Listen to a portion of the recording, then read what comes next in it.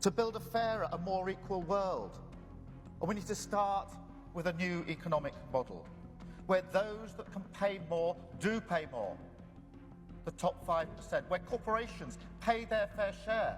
Keir Starmer is facing a genuine crisis, following shocking revelations that have sent shockwaves through the entire Labour Party. A string of disastrous missteps and mounting pressure from all directions have thrown him into a state of panic. Can he turn things around before the party faces a devastating defeat? We'll explore the critical discoveries that have led to this turmoil. The leader of the Labour Party is demanding answers, and this is far from a mere formality. It's a desperate plea for help. Brace yourselves, as this is truly shocking.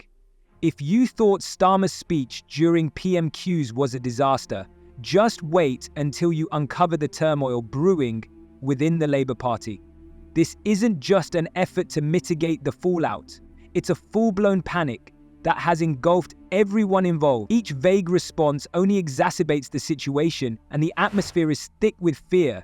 The pressing question now is, how many more blunders will occur before the party plunges into the abyss?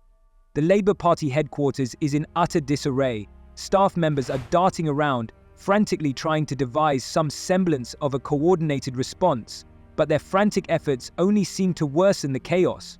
I got called with the Speaker to ask a question in PMQs. Well, the Prime Minister was not going to answer my direct question in any way at all, and all those Labour MPs screaming and shouting at me, gosh, it felt like being back in the European Parliament. I really rather enjoyed it. But the serious point, of course, and he's right, that with a population that has exploded over the course of the last few years, the previous government did not build enough prison places. But the whole question of early release, I mean, what is the point of a sentence if people are let out after only serving 40% of it? One of the people released from one of the northern prisons yesterday had, wait for it, 109 previous convictions. So that person, I would say, is... Starmer and his team must urgently regroup, as the political storm is far from over and could intensify at any moment. The pressure on Starmer is escalating, with his political adversaries seizing this scandal to relentlessly call for his resignation. Opposition parties, like a pack of wolves, are on the hunt, leaving him with no escape. Conservative Party leaders have openly and mercilessly criticised Starmer for his failure to address crucial voter concerns and for not managing his anger, insisting that he step down. However, it's not just the Conservatives targeting him. The situation took a turn for the worse when a disgruntled Labour councillor, disillusioned with the leadership, defected to the Conservative Party, further jeopardising the already precarious position of the Labour Party. Yesterday we witnessed some extraordinary celebratory scenes outside Britain's prisons where in some cases serious career criminals were released. And this to make way for, yes, rioters, but equally those who've said unpleasant things on Facebook and elsewhere on social media. Does the Prime Minister understand? There is a growing feeling of anger in this country that we are living through two-tier policing and a two-tier justice system. Every day, it feels to him as though he is teetering on the brink of a precipice, with calls for his resignation growing louder and more urgent. Local Conservative associations are vehemently attacking the Labour Party, accusing it of completely neglecting the needs of residents and local interests. This harsh criticism strikes a chord with voters, who gaze at Starmer's leadership in bewilderment and confusion, as if they are just now realizing that their hopes are crumbling. The scandal is swiftly eroding the Labour Party's authority, driving undecided voters away and causing even long-time supporters to question their loyalty, as if their trust in the party is on the verge of collapsing into an abyss. If Starmer cannot swiftly rectify the situation, the Labour Party risks a devastating defeat in the upcoming elections, and this looming threat hangs over him like a dark shadow. 3 of the 4 pillars of the Constitution are under attack. The recent budget seeks to destroy property ownership, freedom of speech seems at daily risk, and now the rule of law is in the firing line as the government looks to restrict trial by jury. Determining innocence or guilt by a jury trial is an essential defence of freedom. The police, prosecutors and judges are all in the pay of the state, influenced by the culture of officialdom and led by members of the establishment. Starmer has good reason to dislike juries, for they humiliated him when he prosecuted 32 journalists as the Director of Public Prosecutions for the crime of receiving information from officials. Juries found them not guilty, and the final cases collapsed. But it was a concerted assault on the freedom of the press to prevent embarrassment for future governments, which was only seen off by jury trials. It seems that true chaos is taking hold here.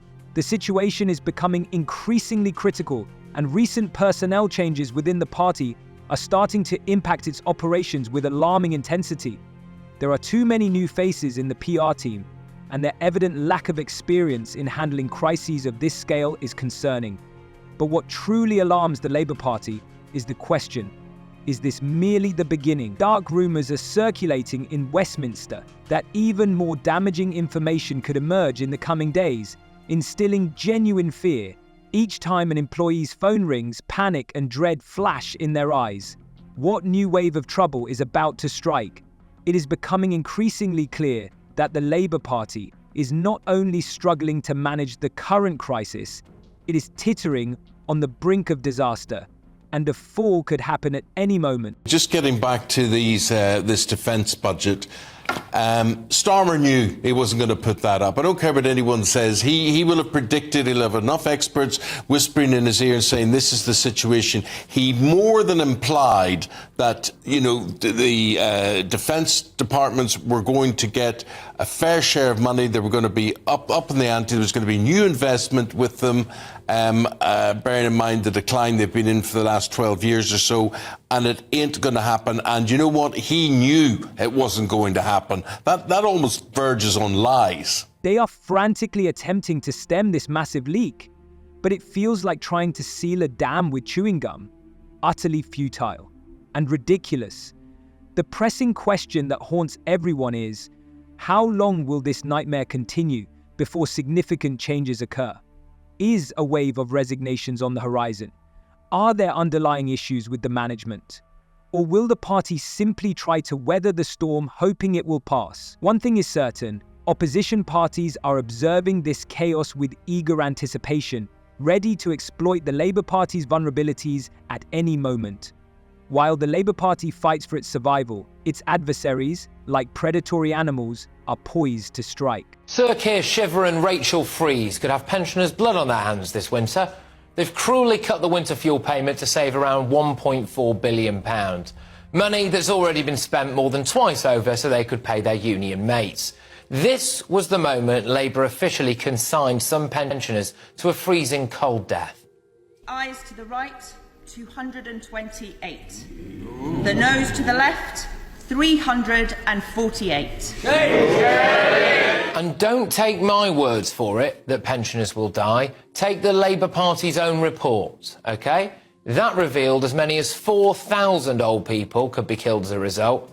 Just one Labour MP voted against it, John Trickett. 53 gutless cowards abstained, including Diane Abbott, apparently, of all people. They obviously feared losing the Labour whip more than the threat of elderly people shivering to death in their own homes this winter. It feels like witnessing a car crash in slow motion. You can't look away, even though you know it will inevitably end in disaster.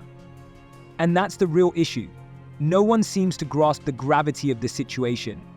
One Labour Party representative confidently asserts that the accusations are entirely unfounded, while another, clearly in a state of panic, acknowledges that mistakes were made but quickly tries to defend himself, claiming their statements were taken out of context. It's utter chaos, and the situation is deteriorating by the minute. Political commentators are astounded by this crisis. One analyst wryly noted, "I've seen more organised responses in a kindergarten during snack time.